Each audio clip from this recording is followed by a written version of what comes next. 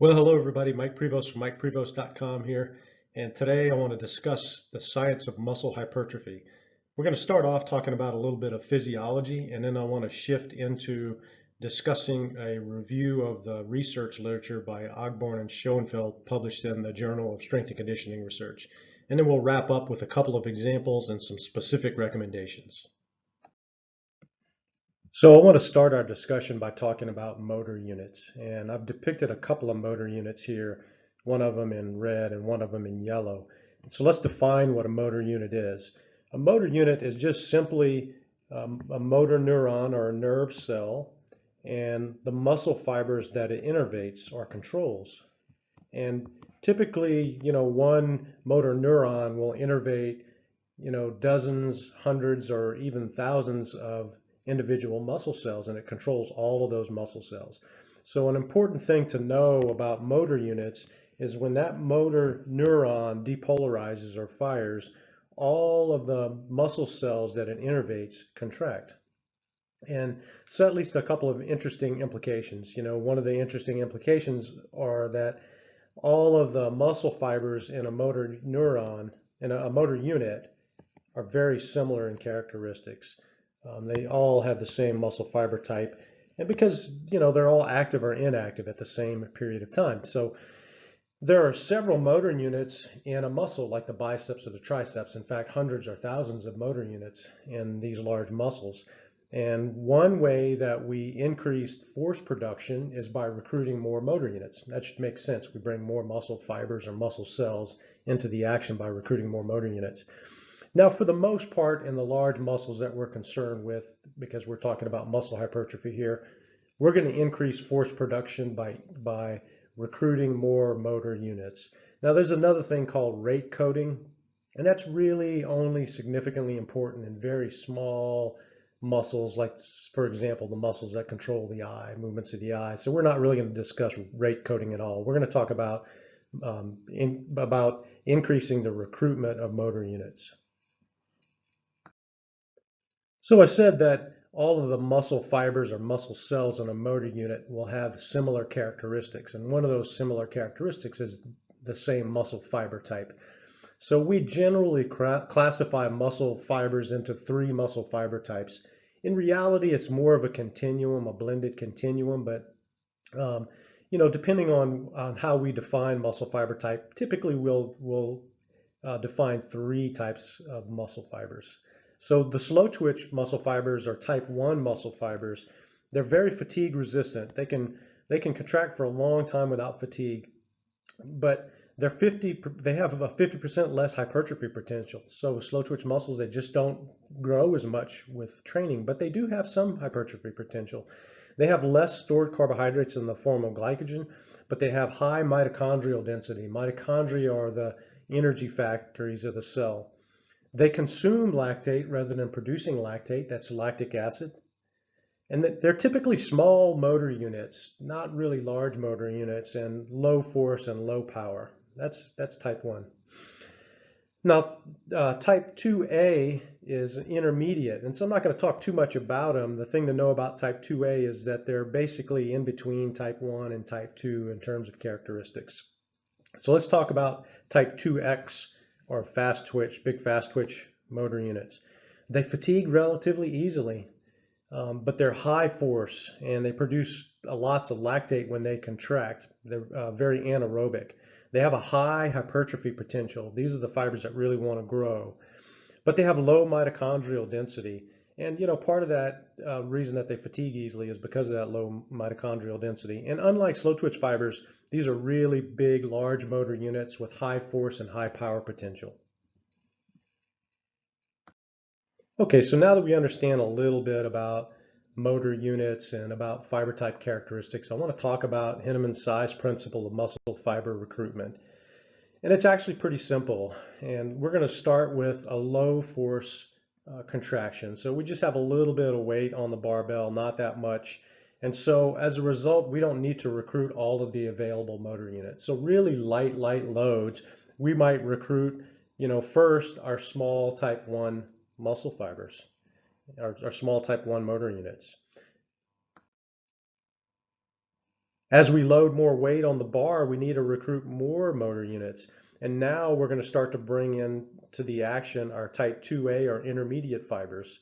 So you see a pattern developing here that we start with small, slow twitch motor units, and then we recruit successively larger, more fast twitch motor units as the force requirement gets higher. Now I'm just showing this in three gradations, big chunks, but actually, there would be, literally thousands of gradations available. Okay. And finally, when the load gets really heavy and the force requirements are really high, we start to bring in our big Type 2X, our fast twitch motor units. And at the highest load levels, we're going to recruit all of them. And so note what's happening here. We didn't just recruit our Type 2X fibers at high load. We recruited all of our Type 2A and all of our Type 1. So this is a successive addition of new motor units. We're not dropping out the Type 1 when we recruit the Type 2A. We're adding the Type 2A, and then we add the Type 2X. So it's a successive addition of motor units, starting with small, slow twitch motor units at low force requirements, and then moving towards larger, fast twitch motor units at high force requirements. Okay, and finally, I want to talk about some of the stimuli from muscle hypertrophy, some of the signals that turn muscle hypertrophy on, turn the genes on that cause muscle hypertrophy. One of them is simply tension or load. So there's got to be some tension or load on the muscle. And in fact, we even see some muscle hypertrophy with just stretch-related tension.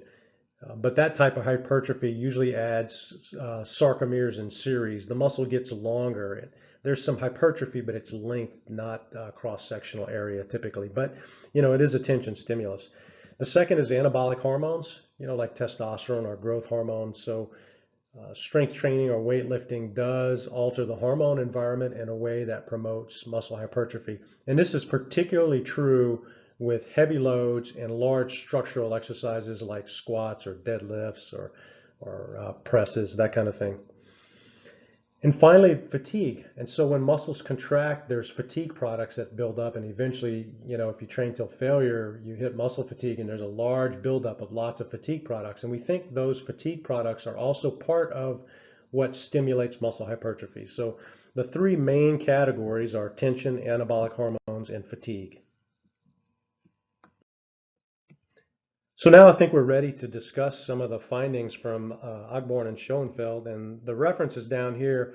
I highly recommend you go and get this article and give it a thorough read. We're going to cover just some of the findings, not all of them, but you get a lot more background if you go to the original article. So let's look at some of the interesting findings that can guide our training in terms of muscle hypertrophy. So finding number one, if loading is greater than 50% of 1 rep maximum, then type 2 muscle growth exceeds type 1 growth. Well, that should make sense, right? Because type 2 or fast twitch muscle fibers have greater hypertrophy potential. So if we load relatively heavy, we see most of the growth in type 2 fibers. So that's an important point. Now, if we compare a 6 to 8 rep maximum versus a 20 to 30 rep maximum, what we find is that the 6 to 8 rep maximum is superior for muscle hypertrophy, and all fiber types show some hypertrophy. Now we see more hypertrophy in the type 2 fibers, but the type 1 fibers show some hypertrophy too. So 6 to 8 rep maximum is superior. Okay, another interesting finding, training at slow repetition speeds improved the hypertrophy response of light loads, but heavy loading was still superior. Okay, so that's going to come into play with a specific recommendation a little later on. So training with slow repetitions improves the hypertrophy response of light loads, probably due to that fatigue stimulus we mentioned just a minute ago. All right, so let's look at some comparisons that were done in the research literature. So a comparison between 3 sets with 30% of 1 rep max, so that's light loading, 3 sets with 80% of 1 rep max, heavy loading, or just 1 set with 80% of 1 rep max. So here's what they found, and this is kind of interesting. So hypertrophy overall was greater using 3 sets with 1 rep maximum. That makes sense. We probably would expect that. But look at this. Type 1 muscle hypertrophy was greater with a 30% 1 rep max protocol. Now you might not have expected that. So what are they saying? They're saying that, heavy loading in the 6 to 8 rep range is best overall. But if you want to target hypertrophy of slow twitch fibers, well, the higher rep training was more effective. So what does that mean? Does that mean that, adding some high rep sets to our normal protocol of 6 to 8 repetitions might result in better hypertrophy overall because it provides better hypertrophy for the type 1 fibers? And the answer is maybe so. Okay, and then although recruitment of type 2 fibers increases with increasing load, and we just showed that with Entenmann's size principle, type 2 fibers are also recruited in the later repetitions of a set due to fatigue. And I'm going to demonstrate that in a little bit with an example, but that's an important point. So the load may not be heavy enough to recruit all of our big fast twitch motor units initially, but as we fatigue, we eventually have to recruit them to continue to perform reps. And this response is maximized by training to failure. And so is this part of the reason why training to failure seems to be more beneficial for muscle hypertrophy? And maybe so. And finally, another fairly surprising finding, that there's some evidence that low load, high repetition training, now we're talking about 20 to 30 reps, can produce hypertrophy responses similar to high loading protocols if the sets are taken to fatigue. How about that? And that's not totally surprising. Looking back at the history of bodybuilding training, at least my involvement with it back in the 80s, it's been common ever since then to use some protocols like 20 rep sets on squats for muscle hypertrophy, and it seems to be pretty beneficial, and is that because of, this finding down here? Well, it could be. So let's walk through some of those examples. And our first example is going to be a 3 repetition max till failure. So we're loading really heavy weight and we can only perform 3 reps with that weight. And we're going to do 3 repetitions and reach failure at 3 repetitions. Well, if you remember from, Entenmann's size principle of muscle fiber recruitment, we're going to recruit all available motor units pretty much to do that particular work. And eventually, the most fatigable motor units are going to drop out first, the ones that are most fatigue prone. And which ones are most fatigue prone? Well, the largest, fastest twitch motor units. And as soon as some of those drop out, we're done. That's when we hit failure, because now those are no longer producing force. So let's look at what happened in our different muscle fiber types as a response to that set. Well, in our 2X fibers, our big fast twitch motor units, we got a fatigue stimulus. So this guy right here dropped out. We got a tension stimulus, obviously. It was pretty heavy. And we probably got some hormone optimization. It was a big structural exercise. So that's good. Well, let's look at what happened in our type 2A fibers, our intermediate fibers. We got a tension stimulus for sure. That was a heavy set. We got some hormone optimization. But did we get a fatigue stimulus in our 2A fibers? And the answer is probably not, because we didn't really do that many repetitions. Not enough to fatigue those 2A fibers. Well, let's look at our type 1 fibers, and they look similar to our 2A fibers. We got a tension stimulus, we got hormone optimization, but we didn't come anywhere near providing a fatigue stimulus to our type 2 fibers. So, as a result, we get all 3 hypertrophy stimuli for our big fast twitch motor units, but we don't get all 3 for our intermediate and our slow twitch. Now, how important is that? Well, we said earlier, the fast twitch, the big type 2X motor units are the ones that have the highest hypertrophy potential. So it may not be a huge deal, but it's not optimal. It's not optimizing the situation. So let's look at a second example. In this case, we're going to do an 8 repetition max to failure. So we're going to have slightly lighter weight than the last set. We're going to do 8 repetitions to failure. Well, at least initially, we're not necessarily recruiting all of our available motor units, but we're recruiting some across, all 3 muscle fiber types. But, again, as we progress in the set, we get 2 reps, 3 reps, 4 reps, 5 reps. Some of our most fatigue-prone motor units are going to fatigue and they're going to drop out, and so when that happens, we have to recruit additional motor units. And by the end of that set to failure, we're recruiting all available motor units, our slow twitch, intermediate, and fast twitch motor units. And we've got some fatigue stimulus that's happened in some of our fast twitch motor units anyway. So let's look again at what's happening in our individual muscle fiber types. Again, we got a good fatigue stimulus, tension stimulus, and hormone optimization in our fast twitch motor units. But in this case, we probably have a bit more fatigue stimulus in our intermediate fibers. So we probably are getting all three of those muscle hypertrophy stimuli in our intermediate fibers. But in our slow twitch fibers, it's just not going to be much of a fatigue stimulus. We'll still have tension and hormone optimization stimuli. So this probably explains why a 6 to 8 repetition maximum is more beneficial than a 3 rep maximum for muscle hypertrophy.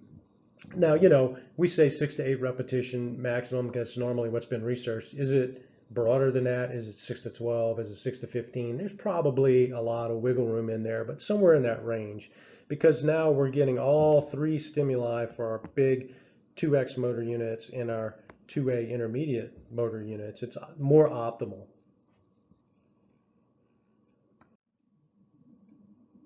So let's look at a third example. And this is a 20 rep max to failure. So again, a little bit lighter weight, but we're going to do 20 reps and we're going to hit failure at 20 reps.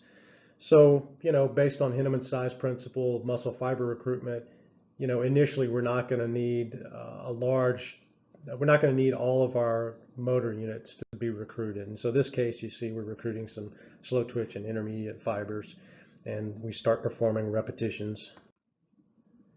Well, as we perform more and more repetitions, we get up to 10, 11, 12 reps.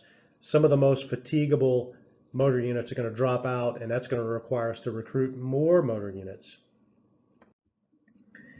And eventually, we're going to have more and more motor units dropping out due to fatigue. And as we approach the final couple of repetitions, we're actually recruiting all available motor units, including our big fast twitch motor units. So we started off, those big fast twitch motor units were not being recruited, but as we reach, the final few repetitions, because we were dropping some motor units out due to fatigue, we ended up recruiting them. So, well, now let's take a look at, fatigue, at our hypertrophy stimuli across our three muscle fiber types. Well, we are getting a fatigue stimulus in our big fast twitch motor units. They're very fatigable, and we did bring them into action, so we're getting a fatigue stimulus there. What about tension stimulus? Well, we're certainly getting some tension stimulus in our big fast twitch motor units. The question is it optimal? And, the answer is I really don't know. Research hasn't really answered that question yet. What about hormone optimization? Well, there's some evidence that the hormone environment might be a little bit different in a 20 rep to failure versus a 6 to 8 rep to failure, but there's also some evidence that anabolic hormones are increased. So is the hormone optimization optimal? Again, I don't know, but there's some evidence that that may be the case. What about our intermediate fibers? Well, we're getting plenty of fatigue stimulus. You can see we have a lot of fatigue building up in our intermediate fibers because of the high reps. We got a tension stimulus and hormone optimization for sure. And now, finally, we have a set where we get all three hypertrophy stimuli in our slow twitch fibers as well. I showed you in the Ogborn and Schoenfeld review that one of the lines of evidence was that some studies have shown a similar hypertrophy response in light loading to failure as, moderate to heavy loading to failure. And it could be because we're optimizing the hypertrophy signal across all three muscle fiber types with light loading to failure. Now, does that mean it's superior? Well, the evidence does not support that, at least not yet.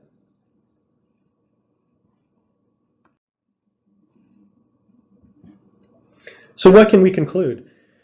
Well, I think we can make some basic recommendations based on the evidence. And here's 3 basic recommendations concerning muscle hypertrophy: that, some heavy sets in the 6 to 10 repetition range should be performed, because that's the foundation, the basis of muscle hypertrophy. with a few sets taken to failure, to optimize that fatigue stimulus. Some force repetitions or drop sets can be used to add to the fatigue stimulus, and including some higher repetition sets to failure in addition to that heavy loading. Well, when I look at those 3 recommendations, they look pretty familiar. And in fact, this looks exactly like what we were doing back in the 80s and when bodybuilding was in its heyday and everybody was bodybuilding. If you pick up some bodybuilding magazines from back in the 80s, you'll see these 3 recommendations sprinkled throughout all of the training programs. And, everybody did, basic 8 to 10 repetitions and included some force reps and trained to failure. And pretty much everybody was including 1 or 2 high rep burnout sets at the end of each body part training, mainly to get a big muscle pump, but in reality, were those burnout sets, the high rep sets to failure, contributing to muscle hypertrophy, especially slow twitch muscle hypertrophy? And the answer is probably yes, based on the evidence we just reviewed. And the final question is, can higher repetition sets in the 15 to 25 rep range, if taken to failure, do it all? Can it pretty much, integrate these 3 recommendations in one specific recommendation? And the answer is I don't know. I think it's certainly possible, and at least there's some anecdotal and a little bit of experimental evidence saying that might be the case. But if we're going to truly be evidence-based and we're going to weigh the strength of the evidence clearly leans towards these 3 recommendations for muscle hypertrophy. Well, that's about it. There's a lot of discussion left unhad here in this particular discussion of muscle hypertrophy, things like volume and total sets and recovery and that kind of thing. But I just wanted to cover a couple of the basics, and in a later discussion, we'll maybe get into some of those other details. Well, I hope you learned a little bit and enjoyed the discussion. As always, if you have any questions, just head on over to my site and click in the comments section and drop me a question in the comments, or click the contact me, and I'll be happy to try to answer your questions. If you found this discussion useful, please spread the word. Okay, thanks for listening.